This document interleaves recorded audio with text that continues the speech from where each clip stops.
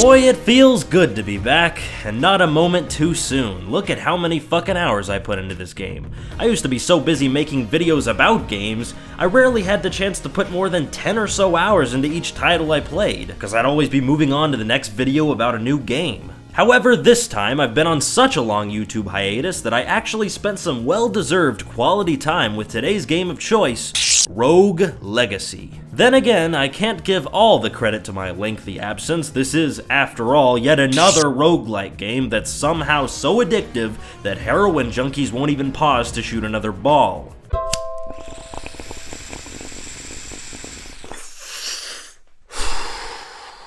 Clearly, smoking a bowl is a different matter entirely. On the surface, this title plays like a 2D side-scrolling roguelike game with simple controls for up, down, left, right, attack, heavy attack, special ability. You get the idea. But when it comes to roguelike games, Legacy is kinda the same, but kinda different. And the longer you play it, the more apparent these differences will become. As you might expect at this point, it does have permadeath, it is difficult, and each encounter is different from the last. But it does have character progression, and that, in my opinion, is what sets it apart from other members of the genre. Let me explain how. In a game like, for instance, The Binding of Isaac, I've used that as an example in 2 videos already, so why stop now? Anyways, in The Binding of Isaac, you collect items and perks that make you more powerful as you work your way through a round. However, when that run is over, it all vanishes and the next character is once again vanilla.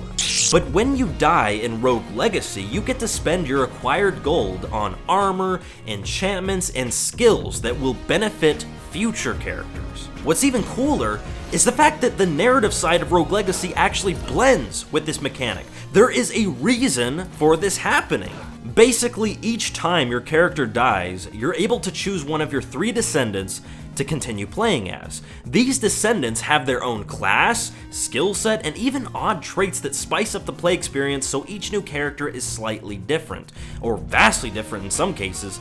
Dementia, gigantism, 3D blind, glaucoma, even being gay is a trait. All of your past heroes are chronologically logged in a virtual hall of honor, and apparently we've got some real diverse genes in my family. Oh, and remember how you can upgrade shit for future characters? Well, I think it's important to note here that Rogue Legacy does not just throw a lazy perk tree at you like every dime a dozen shooter on the market.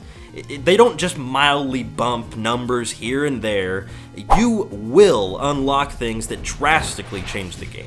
New classes, vastly shifted mechanics, more people to see and things to do. It's all pretty impressive for the type of game it is.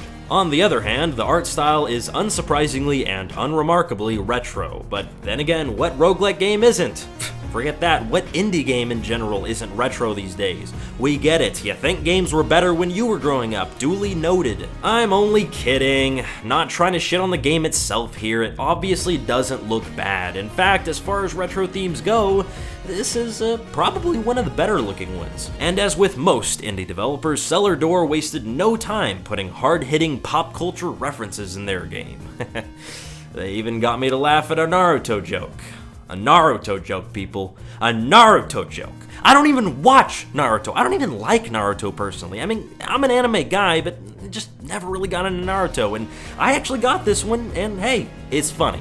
It's funny, okay? That's the one thing I make fun of Naruto for, is that stupid ass, the actual character himself saying believe it every 3 seconds. Believe it! Believe it! So believe it! Believe it! Believe it! Believe it! Believe it! Believe it! Believe it!